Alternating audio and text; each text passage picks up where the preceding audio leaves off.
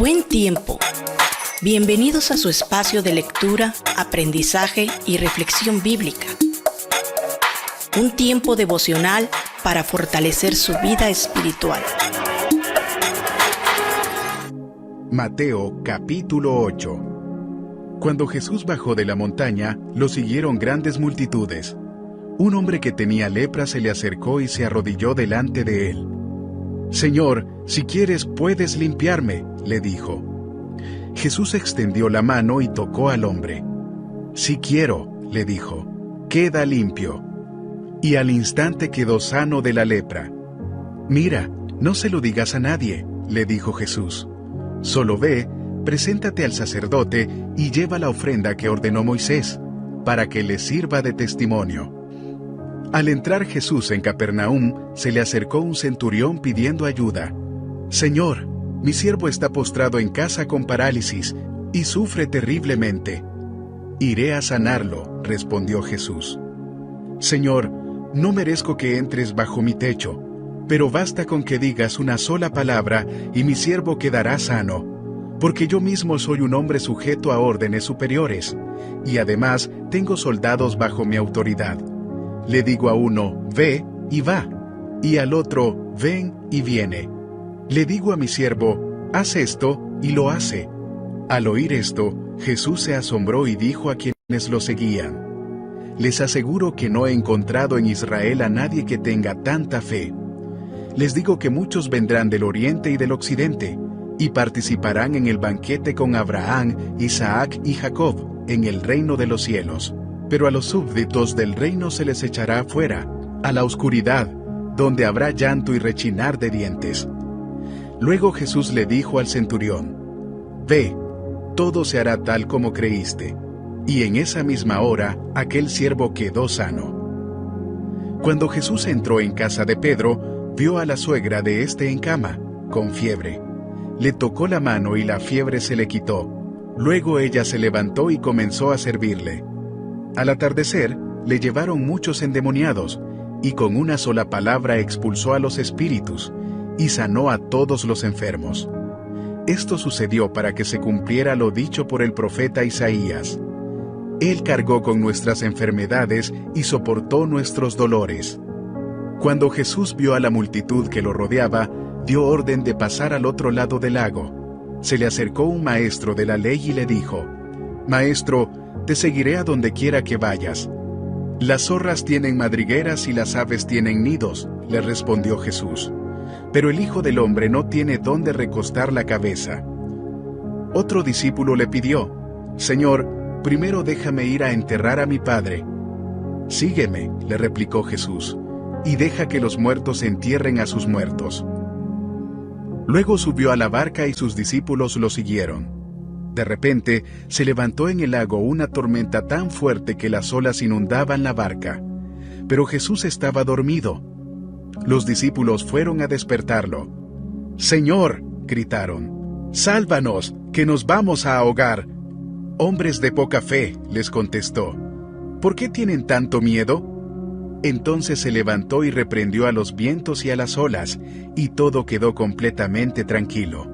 Los discípulos no salían de su asombro, y decían: «¿Qué clase de hombre es este, que hasta los vientos y las olas le obedecen?». Cuando Jesús llegó al otro lado, a la región de los Gadarenos, 2 endemoniados le salieron al encuentro de entre los sepulcros. Eran tan violentos que nadie se atrevía a pasar por aquel camino. De pronto le gritaron: «¿Por qué te entrometes, Hijo de Dios? ¿Has venido aquí a atormentarnos antes del tiempo señalado?». A cierta distancia de ellos estaba paciendo una gran manada de cerdos. Los demonios le rogaron a Jesús: «Si nos expulsas, mándanos a la manada de cerdos». «Vayan», les dijo. Así que salieron de los hombres y entraron en los cerdos, y toda la manada se precipitó al lago por el despeñadero y murió en el agua.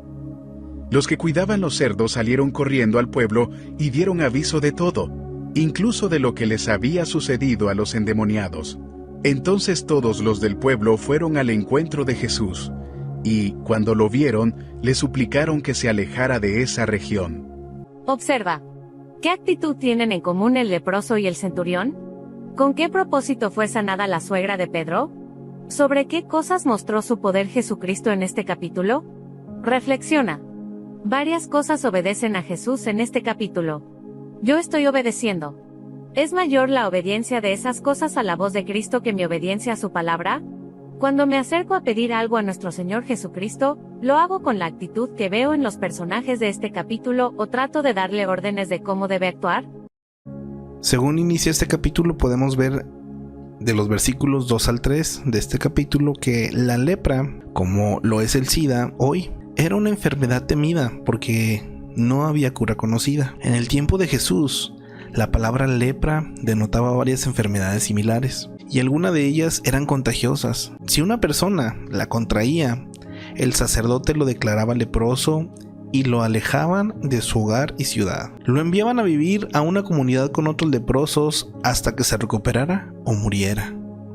Cuando el leproso rogó a Jesús que lo sanara, Jesús se le acercó y lo tocó, aun cuando su piel estaba cubierta del temido mal. Como la lepra del pecado es una enfermedad incurable y todos lo tenemos. Solo el toque sanador de Cristo puede milagrosamente poner a un lado nuestros pecados y restaurarnos para que podamos vivir en plenitud.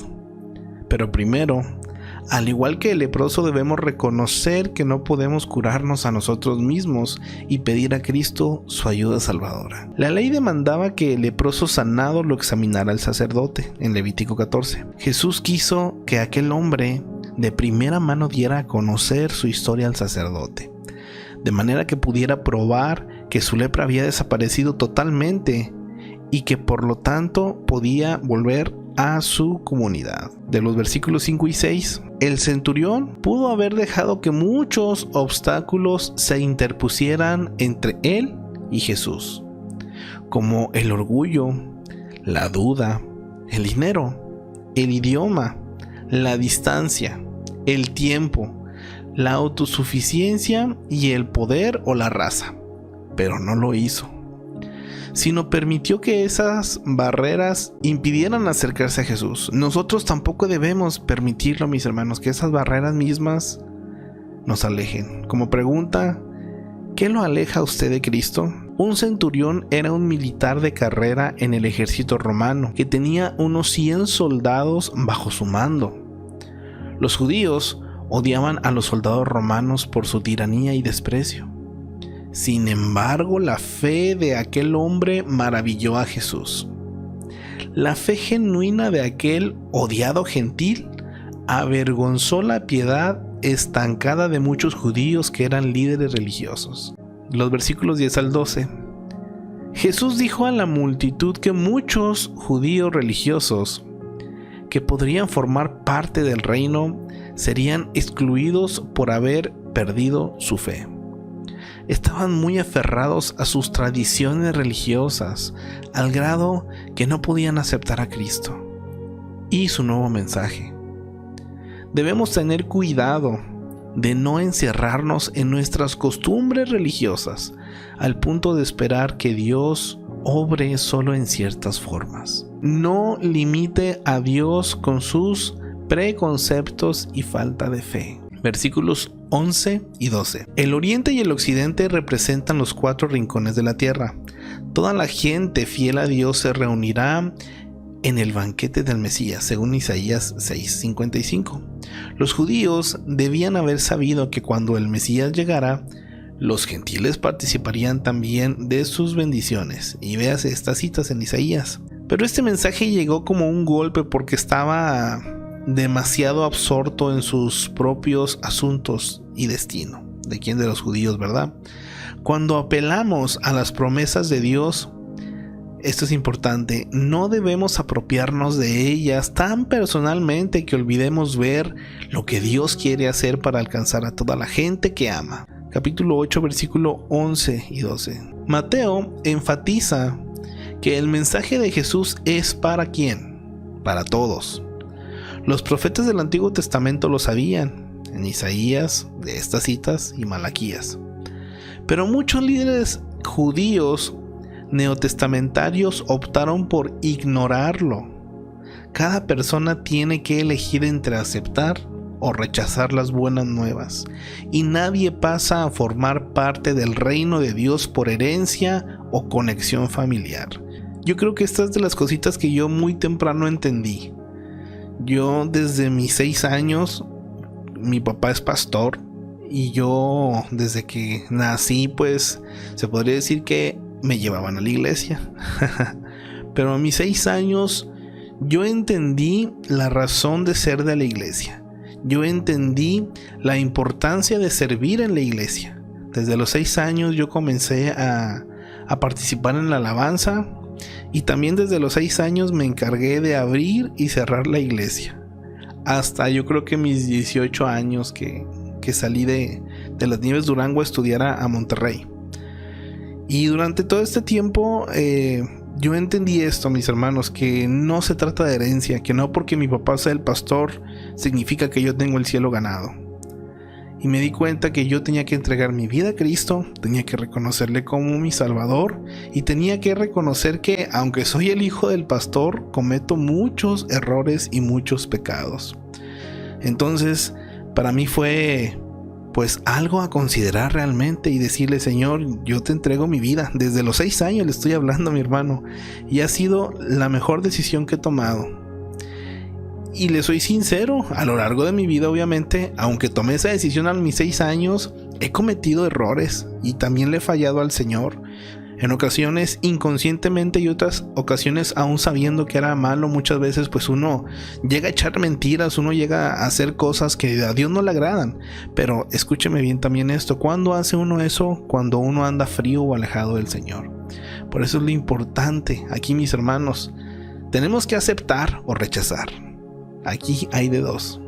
Lo tremendo aquí es que el enemigo muchas veces es el que sí nos recuerda esas faltas y pecados, pero mire, mi hermano, uno tiene que aferrarse a la palabra y decirle: Señor, si tú ya me has perdonado, permíteme caminar para ti, permíteme bendecir a otros, ¿verdad? Continuemos. Pedro fue uno de los 12 discípulos y sus datos aparecen en el capítulo 27, como concepto general. 14 y 15. La suegra de Pedro nos da un hermoso ejemplo. Su respuesta al toque de Jesús fue servirle de inmediato. ¿Ha recibido usted la ayuda de Dios en alguna situación peligrosa o dificultosa? Si usted ha recibido como yo esa bendición de parte de Dios, si es así, debería preguntarse: ¿cómo puedo expresar mi agradecimiento? Siendo que Dios nos ha prometido las recompensas de su reino, deberíamos buscar formas de servirle ahora. Mateo continúa mostrando la naturaleza soberana de Jesús. Por medio de un simple toque, sanó. Y una simple palabra suya, los demonios huyen de su presencia. Esto lo vimos en el 8:16. Jesús tiene autoridad sobre los poderes satánicos y las enfermedades terrenales. También tiene poder y autoridad para dominar el pecado. Y seguido, ¿verdad? Las enfermedades y la maldad, escuche, son consecuencias de vivir en un mundo caído. Pero en el futuro, cuando Dios limpie la tierra de pecado, no habrá más enfermedad ni muerte. Los milagros de sanidad de Jesús fueron una demostración de lo que el mundo experimentará en el reino de Dios. 19 y 20. Seguir a Jesús no siempre es fácil. De una vez se lo decimos, y de una vez es necesario que lo sepa. Si usted es la primera vez que está mirando una transmisión como esta o está mirando un mensaje, nosotros no andamos ofreciendo algo que el Señor no haya dicho o no haya hecho. Y lamentablemente muchas veces hay gente que sí ofrece o habla de un mercado de la fe, ¿verdad? Y lamentablemente cuando hay ignorancia en las personas, aparte de mucha necesidad, pues caen en lugares donde lamentablemente la persona sí lucra con la palabra y lucra con la fe de las personas, como sacando un provecho y enseñando cosas que no son bíblicas y que no son reales. Por ejemplo, en el que usted venga a Dios y siempre va a ser feliz y no va a tener problemas. Pues es una verdad a medias, porque si hay una felicidad, hay un gozo de parte de Dios, pero no significa que no vamos a tener problemas. Va a haber problemas y va a haber dificultades, pero La diferencia es que con el Señor tenemos victoria y tenemos paz y no estamos solos en ningún momento, ¿verdad? Entonces seguir a Jesús no siempre es fácil. Con frecuencia implica pagar un alto costo o sacrificio, sin recompensa terrena ni seguridad. Escuche, Jesús no tuvo un lugar que pudiera haber llamado hogar. Quizás para usted el costo de seguir a Cristo pueda ser popularidad, amistades, tiempo de descanso o hábitos.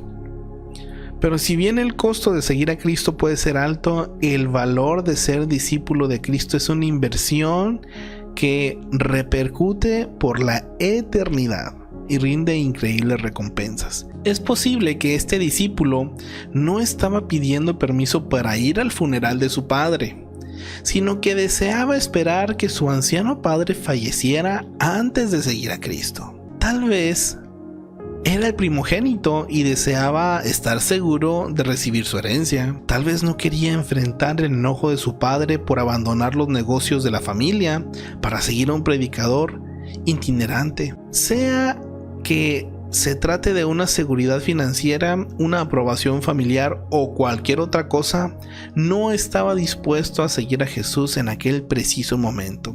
Y Jesús no aceptó excusas. Jesús siempre fue directo con los que le seguían. Se aseguró de que calcularan el costo de seguirle y que no pusieran condiciones. Como hijo de Dios, no titubeó en mandar lealtad total.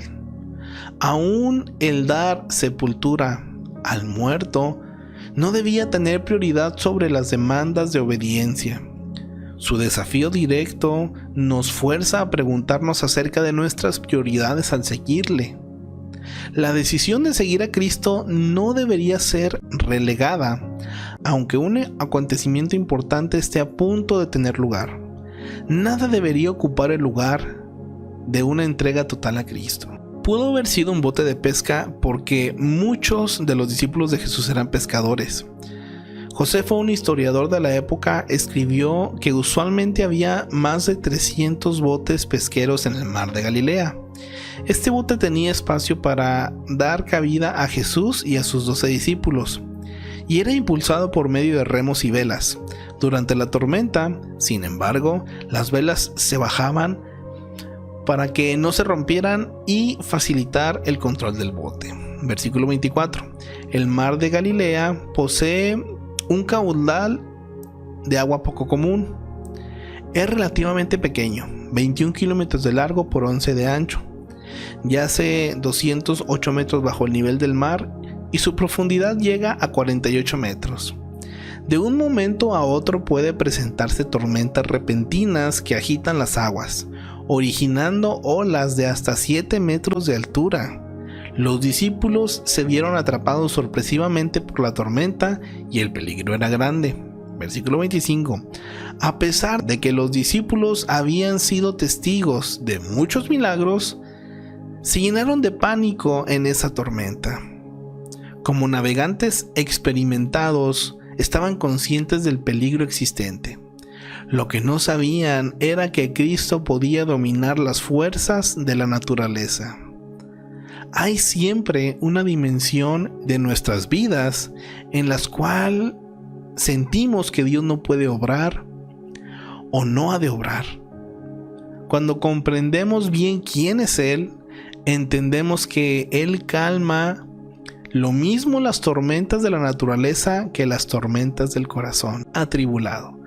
Vamos a comprender que para Él es igual calmar una tormenta física que una tormenta de un corazón atribulado.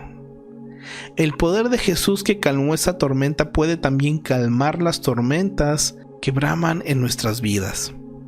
Él está dispuesto a ayudarnos si se lo pedimos. No es necesario excluirlo de ningún aspecto de nuestra vida. Versículo 28. La región de los Gadarenos estaba localizada al sudeste del mar de Galilea. El pueblo de Gadara, capital de la región, era una de las 10 ciudades, o Decápolis, según la nota de Marcos 5:20. Eran 10 ciudades con gobierno independiente y con una población mayormente gentil, lo que explicaba lo del hato de puercos, ¿verdad? Según Marcos 8:30. Los judíos no criaban cerdos porque eran considerados inmundo y no los comían. En el versículo 28, los endemoniados están bajo el control de uno o más demonios. Los demonios son ángeles caídos que se unieron a Satanás en su rebelión contra Dios y ahora son espíritus malos a los que da órdenes el diablo. Ayudan a Satanás a tentar a la gente y desplegar su gran poder destructivo. Pero cada vez que se enfrentan con Jesús o se enfrentaban con Jesús, pierden su poder. Los demonios reconocen a Jesús como Hijo de Dios. Esto lo pudimos ver en el versículo 29 del capítulo 8. Pero piensan que no tienen que obedecerle. Usted puede creer que Jesús es el Hijo de Dios, pero creer no basta. Jeremías 2:19, más información sobre la fe y los demonios, por si quieres saber. La fe es más que creer. Por la fe, debe aceptar lo que Él ha hecho a su favor, recibirlo como el único que puede salvarlo de sus pecados y mostrar su fe por medio de obediencia a su palabra. Mateo dice que eran 2 endemoniados, mientras que Marcos y Lucas se refieren solo a uno. Aparentemente Marcos y Lucas se refieren solo al hombre que tomó la palabra. En concordancia con las leyes ceremoniales judías, los hombres que Jesús halló eran inmundos en 3 sentidos. Eran gentiles, o sea, no judíos, ya por eso eran inmundos, ¿verdad? Estaban poseídos por demonios y vivían en un cementerio. Jesús les dio ayuda a pesar de todo. No debiéramos darle espalda a las personas inmundas o que nos son repulsivas. Debemos llegar a la conclusión de que cada ser humano es una creación única de Dios y que necesita de su amor. Versículo 29. La Biblia nos dice que al final Satanás y sus ángeles serán echados al lago de fuego, según Apocalipsis o Revelaciones 20:10. Cuando los demonios le dicen a Jesús que no los atormente antes de tiempo, dan a entender que sabían cuál sería su destino final. Según el versículo 32, cuando los demonios entraron en los cerdos, estos se despeñaron y cayeron al lago. La acción de los demonios prueba su intención destructiva. Como no pudieron destruir a los hombres, destruyeron a los cerdos. La acción de Jesús, por contraste, muestra el valor de cada vida humana. Versículo 34.